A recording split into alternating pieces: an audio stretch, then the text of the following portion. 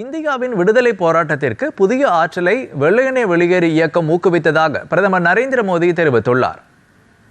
இதுகுறித்து அவர் சமூக வலைதள பதிவில், மகாத்மா காந்தியின் தலைமையில் ஈர்க்கப்பட்டு வெள்ளையனே வெளியேறு இயக்கம் மக்களிடையே ஈர்க்கப்பட்டதாக குறிப்பிட்டுள்ளார்.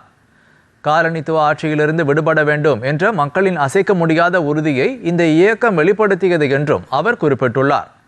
வெள்ளையனே வெளியேறு இயக்கத்தில் மக்கள் காட்டிய துணிச்சல் ஒவ்வொரு இந்தியருக்கும் எப்போதும் உத்வேகமாக திகழும் என்றும் பிரதமர் நரேந்திர மோடி குறிப்பிட்டுள்ளார்.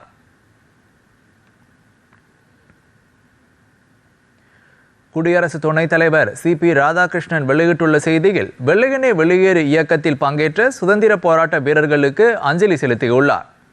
மகாத்மா காந்தியின் செய் அல்லது செத்துமடி என்ற முழக்கத்தால் ஈர்க்கப்பட்டு சுதந்திர போராட்டத்தில் மக்கள் தேசத்தை ஒன்றிணைத்ததாக அவர் X வலைதள பக்கத்தில் பதிவிட்டுள்ளார். மத்திய தகவல் மற்றும் ஒலிபரப்புத்துறை இணையமைச்சர் L. முருகன் வெளியிட்டுள்ள செய்தியில், சுதந்திர போராட்டத்தின் திருப்பு முனையாக வெள்ளையனே வெளியேறு இயக்கம் திகழ்ந்ததாக தெரிவித்துள்ளார்.